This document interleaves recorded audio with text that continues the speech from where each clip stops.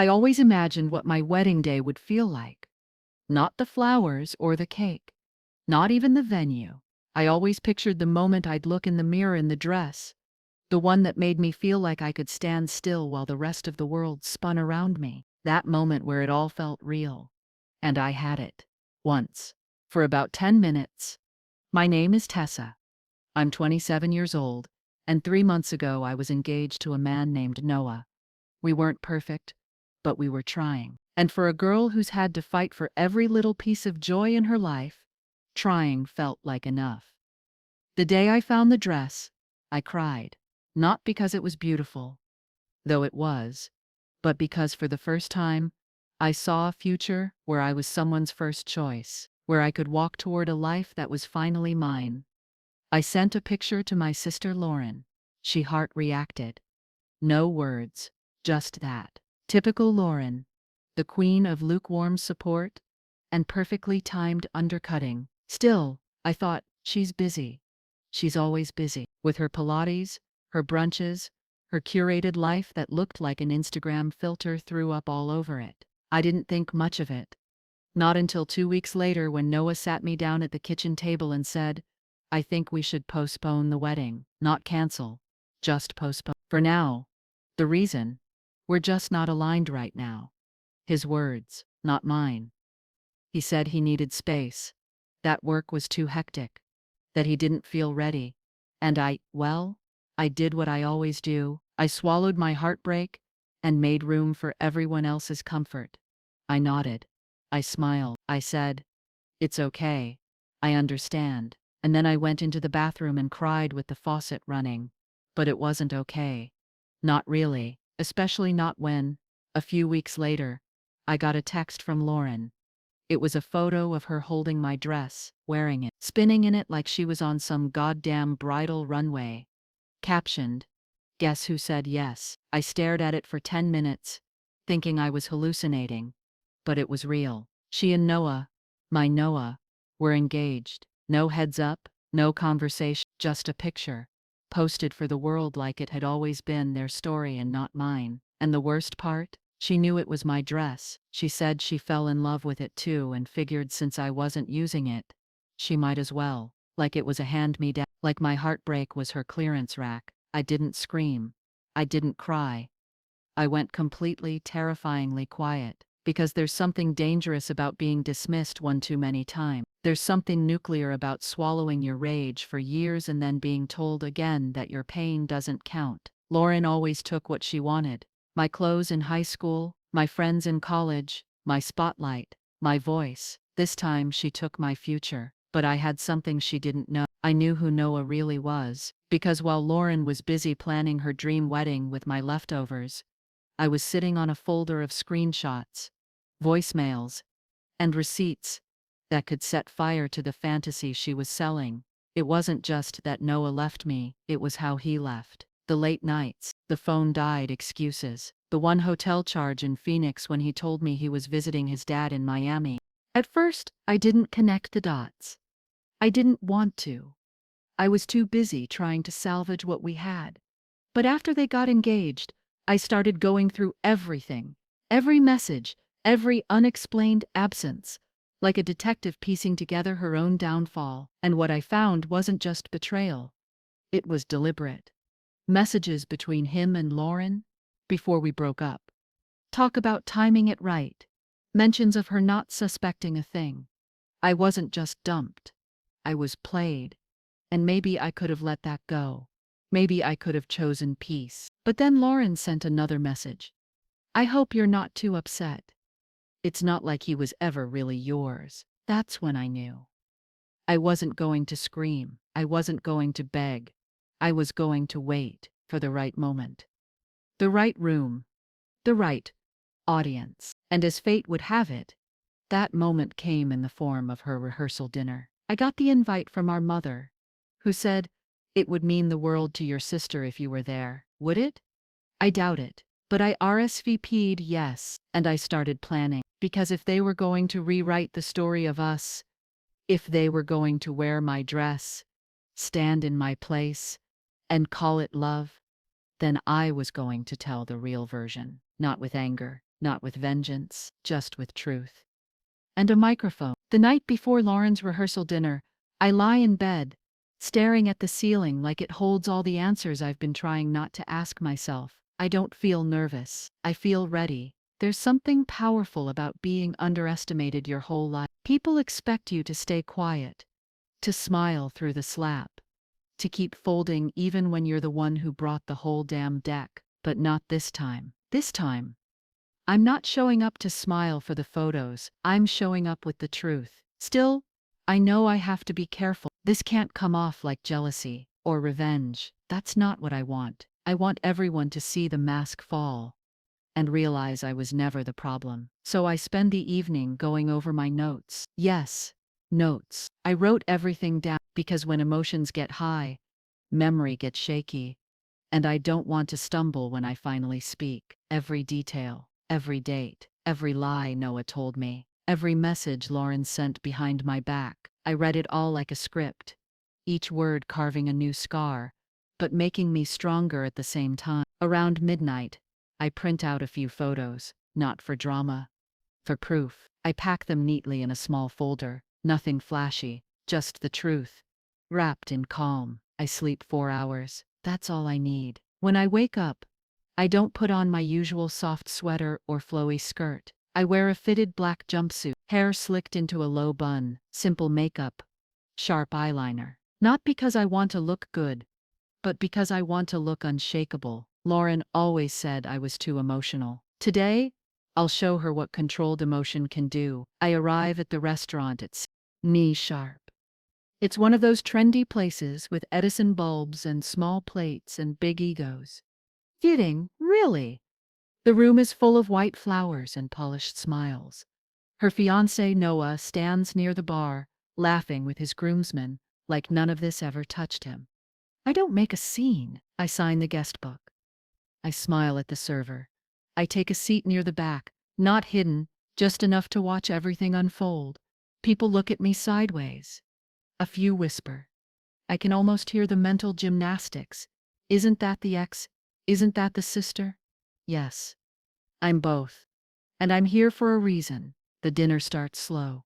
Speeches, toasts, forced laughter. Then Lauren stands up. She looks exactly like someone who's never been told no. Long blonde curls, a champagne-colored dress that probably cost more than my rent, and that smile, the one that always came just a little too easily when she was winning.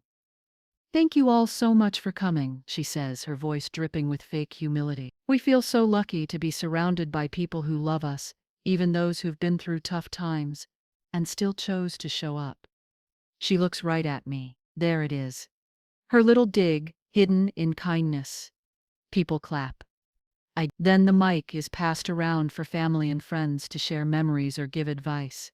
And just like that, it's in my hands. I stand up slowly. The room quiets. I can feel every eye on me. Some curious, some worried. I walk toward the front with the mic in hand. Calm. Steady. Lauren's smile tightens. Noah shifts in his chair. I stop near the head table and look around the room. Then I speak. "Hi, I'm Tessa. For those of you who don't know me, I'm Lauren's sister, and once upon a time, I was supposed to marry Noah." A hush falls. "But I'm not here to rehash old drama," I continue. "I'm here because I believe in truth, and I think when two people stand up in front of everyone and vow to share their lives, they should start that life honestly." I pause. You could hear a wine glass sweat. "So let me tell you a little story." I don't yell. I don't cry. I speak like I'm narrating a quiet documentary. I met Noah 4 years ago at a charity event. He asked for my number. We dated for 2 years before he proposed. A few months after that, things started to shift. I hold up a small printout, a screenshot of one of Noah's messages to Lauren from the week before he ended things with me. I didn't know then that he and Lauren had already been texting behind my back, that they were meeting up, planning, laughing about how I wouldn't suspect anything. Murmurs ripple through the crowd. Someone gasps. Lauren's face drains of color. Noah starts to stand, but I raise a hand without even looking at him. "I'm not done." He sits. "I'm not here to ruin a wedding," I say. I'm here because I let people walk all over me for most of my life. I let people steal my words, my choices, my space. And this time, I was supposed to let them steal my silence too. I turned to Lauren. You took my dress. You took my fiancé. And you tried to take the one thing I've worked years to rebuild, my peace. But I'm not angry anymore. I look around the room again. I'm not asking for sympathy. I just want you to know, I see you. All of you. And when someone shows you who they are, believe them. I hand the mic to the server. And I walk out. No shouting. No tears. Just truth. Left on the table like an unpaid tab. Outside, the air feels different. Like I finally stepped out of a version of myself I'd outgrown. I hear footsteps behind me. I don't turn around. Tessa. Wait. It's Noah. I stop. Slowly. Like I'm giving the wind a second to answer for me. He jogs up. Panic in his eyes. Why would you do this? Here. Now. I look at him. Really look. And for the first time, I don't feel small in his presence. Because I wanted you to hear me while you still had a room full of people listening. He opens his mouth to argue. But I cut him off. You didn't just lie to me, Noah. You made me doubt myself. You made me feel like I was hard to love, like I was disposable. I step closer. And now you get to sit next to my sister and explain why your phone bill still includes someone named Danielle in Phoenix. His face goes slack. Yeah, I knew about her too, but I didn't need to shout that part. Let him explain it. Let them fall apart on their own time. Me? I'm going home, not to cry, not to replay it all, but to start over. Really start over with my voice intact, and my dignity sharp enough to cut glass. Because sometimes, the best revenge isn't making someone hurt the way they hurt you, it's showing them you're still standing. Even after they tried to bury you, I don't cry when I get home. I don't scream. I don't throw things. I don't collapse into a movie-style sob on the kitchen floor. I just sit in the silence. The kind of silence that doesn't feel empty. It feels earned. Like I finally peeled off a coat I never wanted to wear and tossed it into a fire I didn't start, but gladly fed tonight. I curl up on the couch, still in my black jumpsuit, and stare at the ceiling fan spinning slowly overhead. Somewhere in the back of my mind, I expect a phone call, a message, some kind of aftermath to come crashing in. But it doesn't. Nothing happens for a long while. Just the stillness. Then, my phone buzzes. Mom. Of course. I don't pick up. Not yet. She'll leave a voicemail. She always does. It's her way of feeling in control. Sure enough, 5 seconds later, ding. I hit play. Tessa, what on earth was that? You embarrassed everyone. I mean, I know things have been hard, but that was not the time or place to air your grievances. Lauren is devastated. I'm disappointed. Call me back. I stare at the phone like it just insulted me in 3 languages. Disappointed. That's rich. Coming from a woman who didn't blink when her youngest daughter stole her eldest's fiancé. But I'm the problem for pointing it out. I save the voicemail. Not because I need it, but because I want to remember this moment. The exact second I knew I was done shrinking to make everyone else feel tall. The next morning, I wake up early. Not from stress, but from clarity. It's a strange kind of peace. The kind that comes after a long storm finally blows itself out. I make coffee. I scroll through my phone, and that's when I see it. A text from Ava, an old college friend I hadn't spoken to in months. Ava, 8:17 a.m.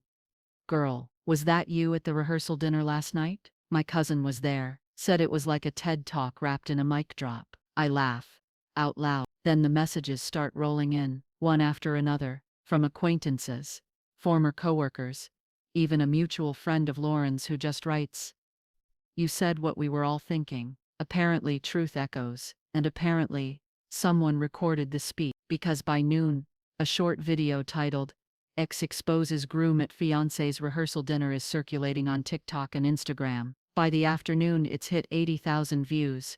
By that evening, it and by the next morning, I'm waking up to a DM from a podcast producer who wants me to tell my story on air. At first, I'm hesitant. I didn't do this for attention. I wasn't trying to go viral, but something inside me whispers, "This is your voice. Don't hand it back." So I say yes. A week later, I'm sitting in a downtown studio, headphones on, microphone in front of me, heart steady. The host, a woman named Bria, gives me a kind smile. "All right, Tessa," she says.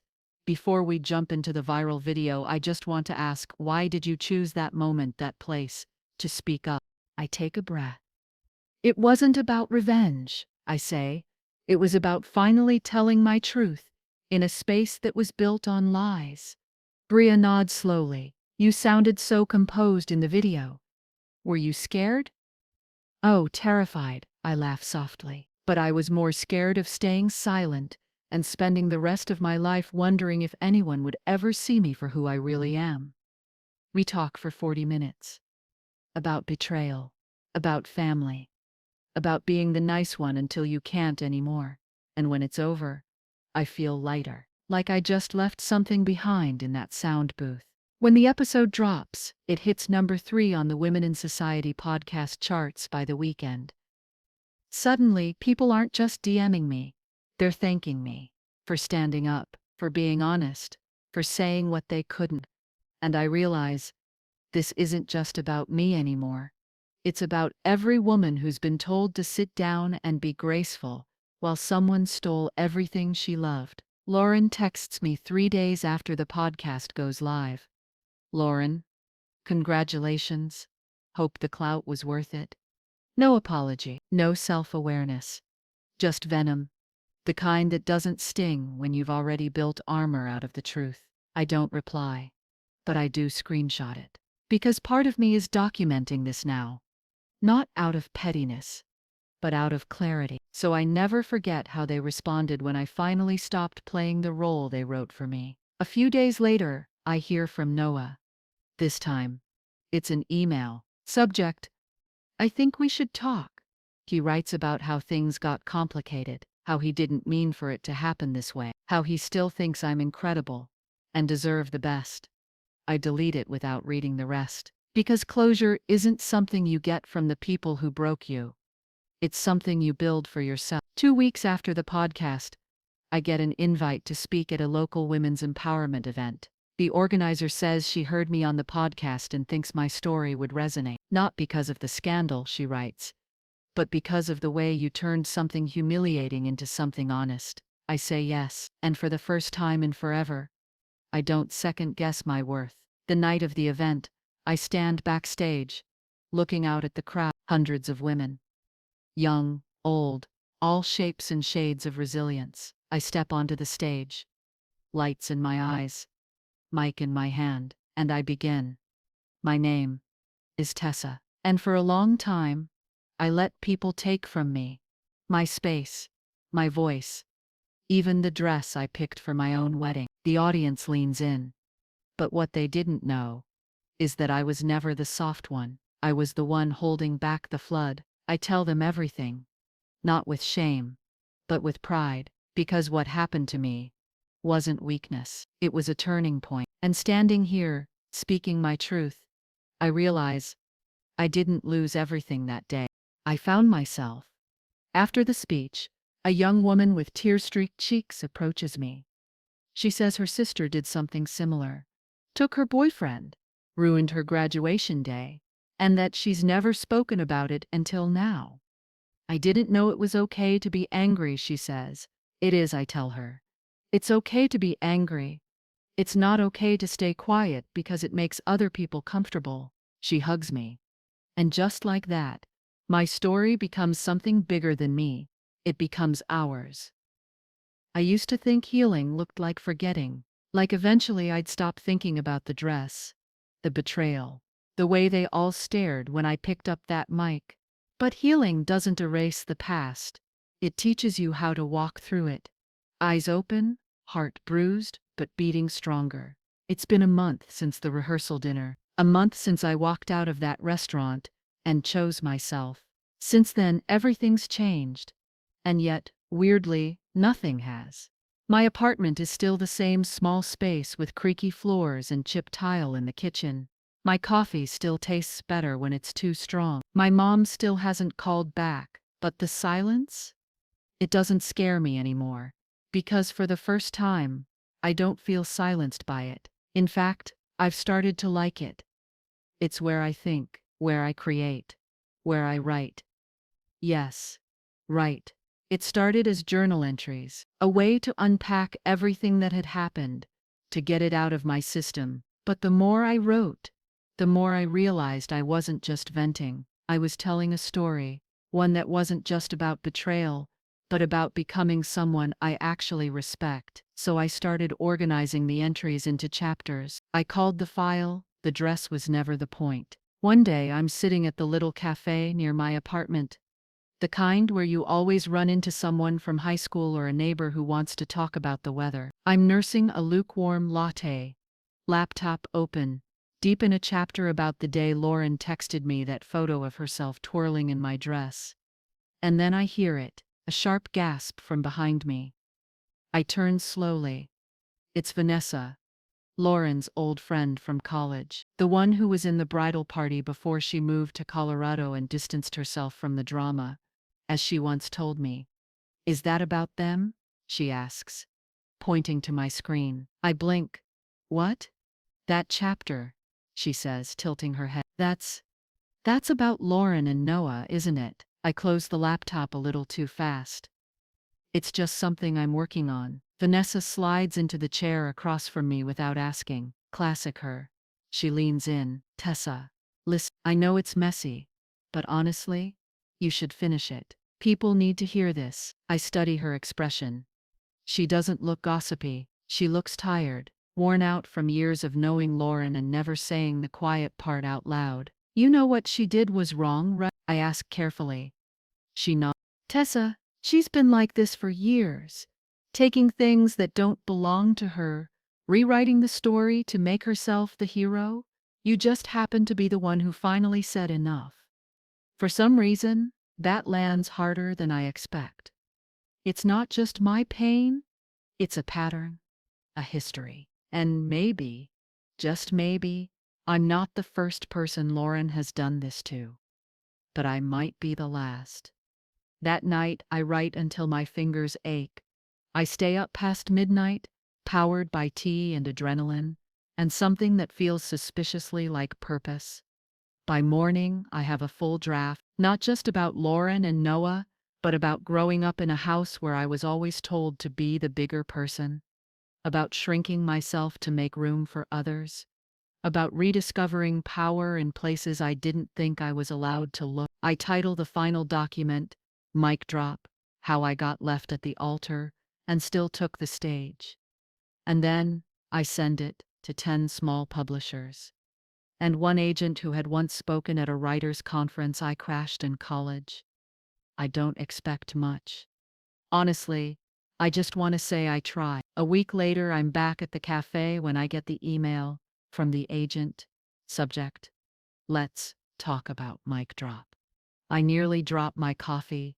She loves it, thinks it's sharp, raw, marketable, says she's already spoken to a few editors who are interested. "You have something powerful here, Tessa," she writes. "This isn't just a breakup story. This is about self-definition." I stare at the screen for a long time before I respond. Not because I'm shocked, but because for the first time, someone isn't asking me to shrink the truth. They're asking me to share it. Meanwhile, things on Lauren's side are unraveling. I don't stalk her socials. I don't need to. People send me things, screenshots, comments, rumors. Apparently, Noah's been taking space again, which is ironic, considering that's the exact line he used on me before sliding into Lauren's life like she was just a shinier version of me. But this time, she's not getting the fairy tale she thought she stole. People talk. Some of their mutual friends unfollowed them, and last I heard the wedding was on pause. A pause, just like mine was. Funny how that works. One afternoon, while walking through the bookstore downtown, the cozy one with handwritten staff pics and mismatched chairs, I see something on the local events board. "Emerging Authors Night, Real stories, real voices. The flyer says they're looking for speakers. I take a photo. I go home. I submit a pitch. 2 days later, I'm on the list. I don't tell anyone. Not because I'm scared, but because I want this one to be mine. No fanfare, no viral clips, no family members side-eyeing me from the crowd. Just me, a mic, and a room full of strangers who chose to show up. The night of the event, I wear jeans, a dark green top, and my favorite necklace, the little microphone charm I bought for myself after the podcast aired. When they call my name, I walk up with my printed pages and a steady breath. I read a chapter about the day I almost apologized for making a scene and how I stopped myself. I talk about losing a wedding, but finding my voice, about the wedding dress that got taken, and how I realized it wasn't my future she stole, just her version of it. The audience is silent, focused, leaning in, and when I finish, they clap, not politely, fully. Afterward, a woman in her 60s hugs me with tears in her eyes. My sister took my business partner, she whispers, 40 years ago, and I still think about it. I hug her back, because this is why I spoke up, not for revenge, for release, for every woman who's ever been told, just let it go. 2 days later, I get a text from my mom. Mom, 10:43 a.m. I heard you wrote a book. Your aunt saw something online. I hope it's not about all that drama. Maybe it's time to move on. I laugh bitterly. There it is again. That expectation that I should package my pain in quiet, that I should forgive what's never been acknowledged. I don't reply, because some silences don't need to be filled. They need to stand. And I'm finally learning to let them. The book is coming together. My agent says it's moving faster than she expected. A small press is interested, very interested. They want to release it next spring.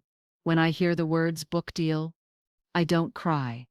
I just smile. Because this isn't about fame or money or proving anything to Lauren or Noah.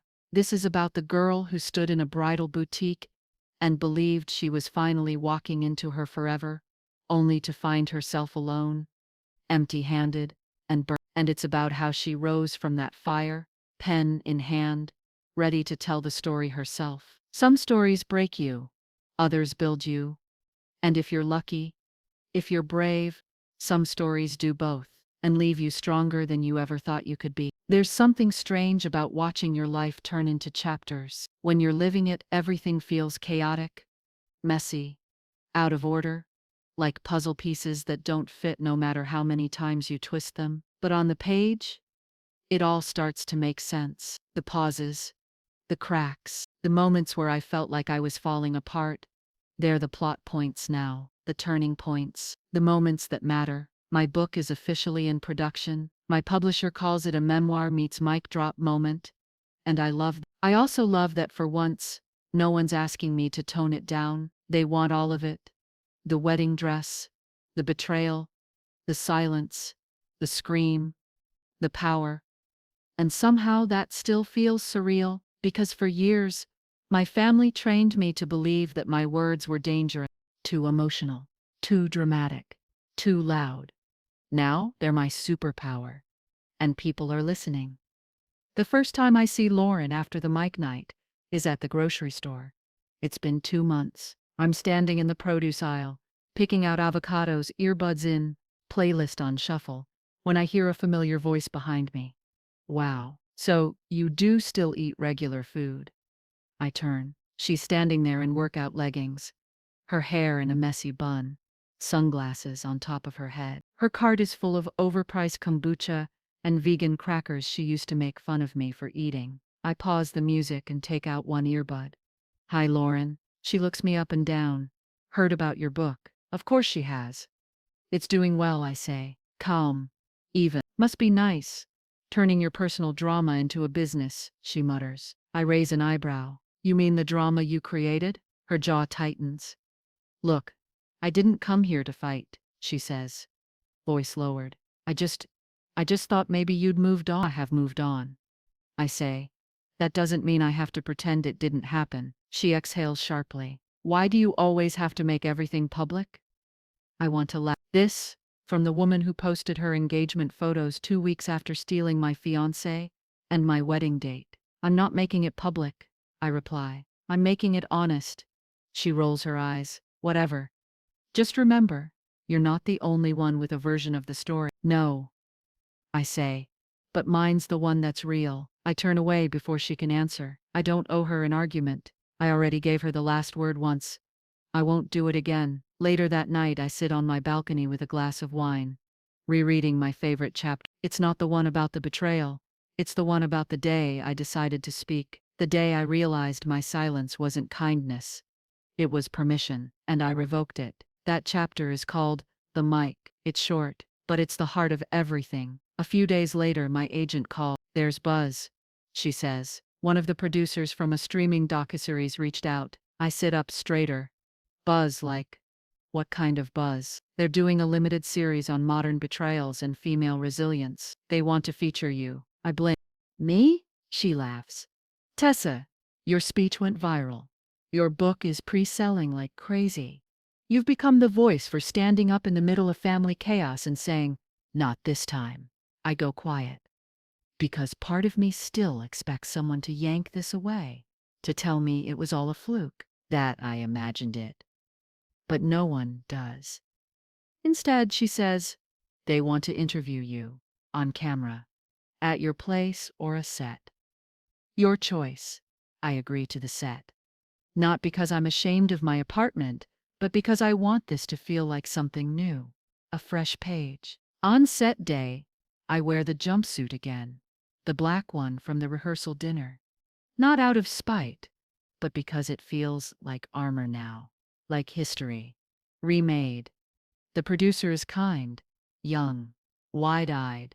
He thanks me for coming and tells me my story. Hit his fiancée hard. She watched the video 5 times, he says. Said it was like watching someone take back every part of herself people told her to give away.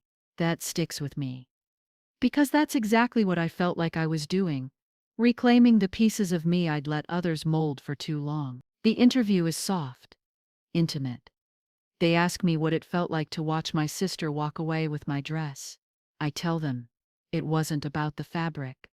It was about the years of swallowing my needs, so she could about being told she needs it more, or you're stronger, as if strength meant I didn't deserve kindness too. I tell them Noah wasn't my heartbreak, he was my lesson, and I thank him, sincerely, for breaking what needed to be broken. Because without that crack, the light never would have gotten in. The day the docu-series trailer drops, my phone explodes. People I haven't talked to in years are sending screenshots. Strangers are tagging me and she's the woman from the speech videos. And the thumbnail, it's me, holding the mic, eyes steady. That black jumpsuit, a still frame of my rebirth. The episode goes live 2 weeks later. Over 3 million views in 48 hours. And the comment section, it's a war zone, but not against me. Against silent. Women are pouring their stories into the comments like they've been holding them for years with no safe place to put them. I never got to say my truth. My sister did the same thing. This gave me courage. One woman wrote, I bought a mic keychain. Every time I think about staying quiet, I hold it. That made me cry. The quiet kind of cry. The grateful kind. Because this isn't just a story anymore. It's a movement. A week later, I do something I never thought I'd do. I go back to the bridal boutique. Not the same one, of course. A different one. Smaller. Less flashy. More me. I walk in, alone, no ring, no timeline. The clerk greets me. Looking for anything in particular? I smile, just trying something on for me. And I do. I try on a gown. Soft satin, elegant neckline. Nothing like the one Lauren took. This one isn't for a wedding, it's for closure.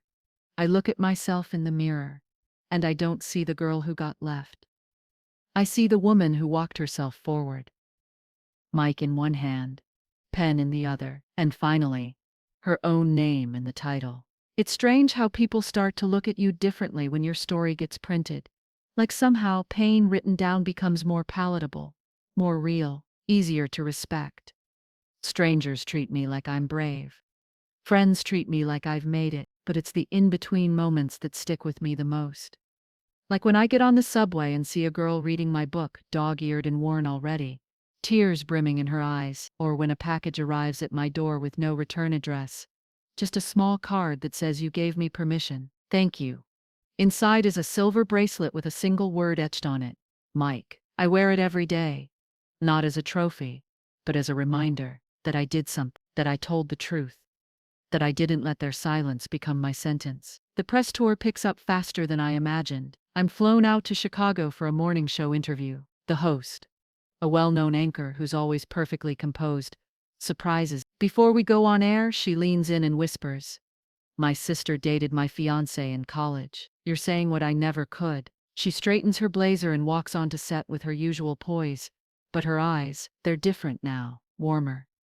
Like she sees me. Like she is me. That's the wild thing about betrayal. It feels so personal when it happens. But in reality, it's a wound we all recognize. Some people just never talk about it.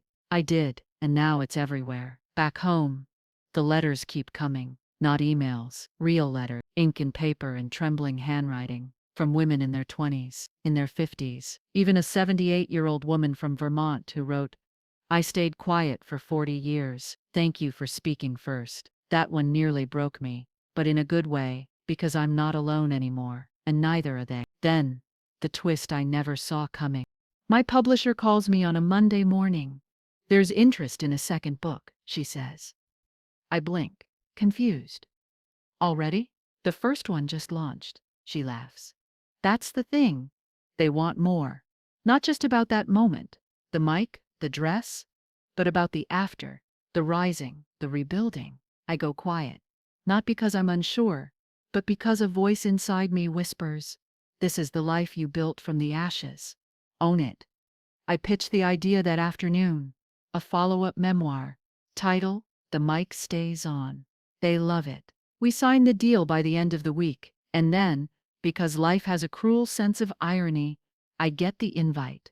A white envelope in the mailbox. No return address. But I recognize the handwriting immediately. Lauren's. Inside is a wedding invitation. "Lauren and Noah request the honor of your presence." I laugh. Out loud, right there on the front steps. It's not even a shocked laugh. It's a "you've got to be kidding me" laugh. Because after everything, they're still going through with it? After the video, the podcast, the book, the docuseries, the public fallout, they're really going to put on the costumes and play house. It's almost admirable. Almost. But mostly, it's pathetic. And the venue? Same one we booked before they stole it. Of course. Of course it is. They don't want a wedding. They want a performance. I don't go, obviously. But I do get the follow-up from someone who did. A friend of a friend who texted me a blurry photo of the reception. Lauren in a lace gown that looks suspiciously like a knockoff version of mine. Noah, looking stiff and bored. A caption that reads, "Everyone's talking about the speech." That wasn't. Apparently people were waiting for something to happen. But I didn't show. Because I don't need a second mic drop. The first one was enough. The rest? That's just noise. And I don't play to their audience anymore. Instead, I spend that weekend doing something I never thought I'd do again. I go dress shopping. But this time, not for a wedding. Not for a moment tied to someone else. For me. A designer reached out, after reading the book, said she wanted to custom create a piece inspired by my story. Called it the Closure Collection. And the first dress, it's deep emerald green, strong lines, flowing skirt, powerful shoulders, no lace, no veil, no illusion, just presence. I try it on in her studio and stare at myself in the mirror. This isn't a bride. This is a woman reborn. The designer smiles. "Feels right, doesn't it?" I nod. Because it's the first dress I've ever worn that didn't feel like a role. It felt like me. A week after their wedding, I get one final message from Lauren. A voice memo. She says, I hope you're happy. You got everything you wanted. Attention. A book. People calling you brave.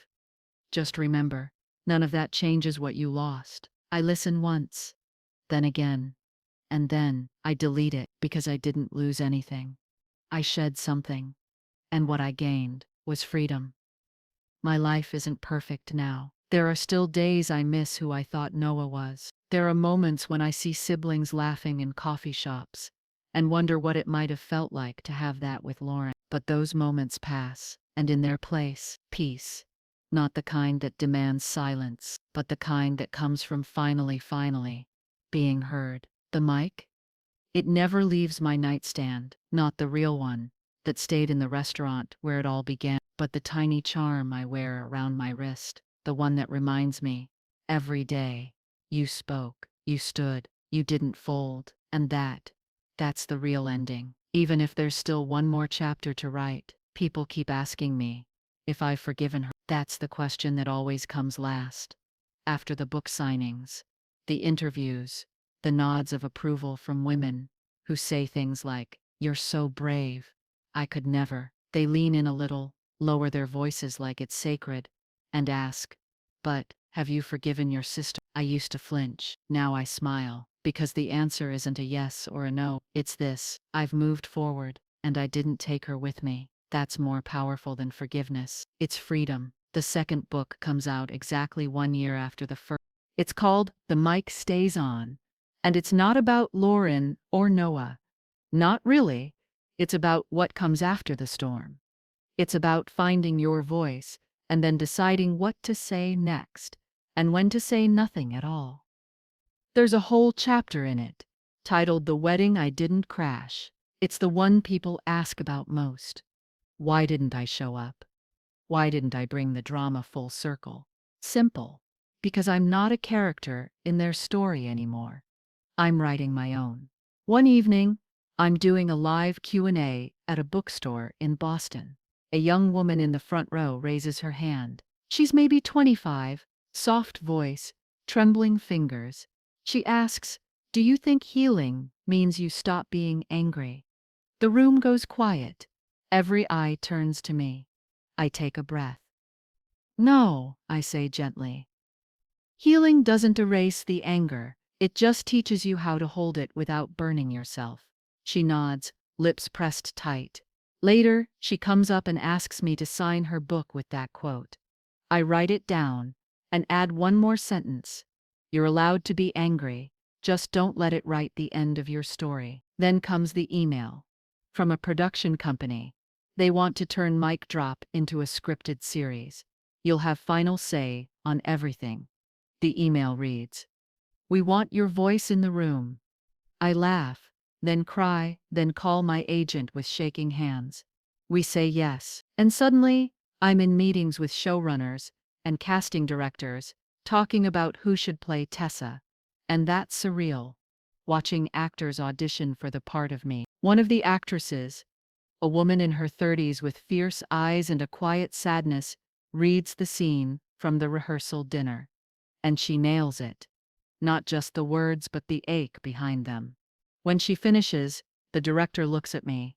I'm wiping tears off my face. That's her, I whisper. And just like that, my story becomes something bigger. A mirror for others. A truth too loud to ignore.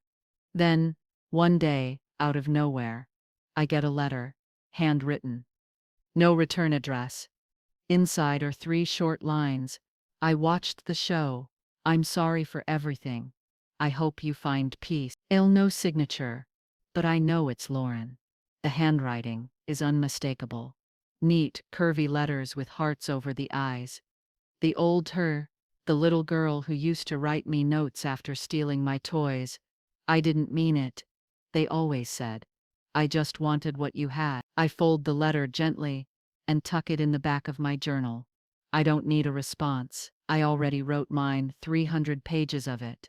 Published, printed, shelved, and most importantly, lived. The series premieres in the fall. It's called The Other Side of the Mic. The first episode airs on a Friday night. I watch it alone. Not because I'm lonely, Because I choose to. I curl up on the couch in my softest hoodie, a bowl of popcorn in my lap, bracelet on my wrist. When the actress playing me stands up at the rehearsal dinner and picks up that mic, I feel like I'm watching my past finally exhale. And then, my phone buzzes. It's a text from Vanessa, Lauren's old friend.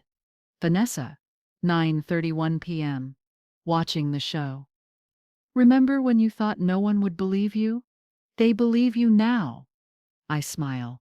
And then I do something I haven't done in months. I scroll to Lauren's contact. I don't text her, I just look at her name. The one that used to feel like home.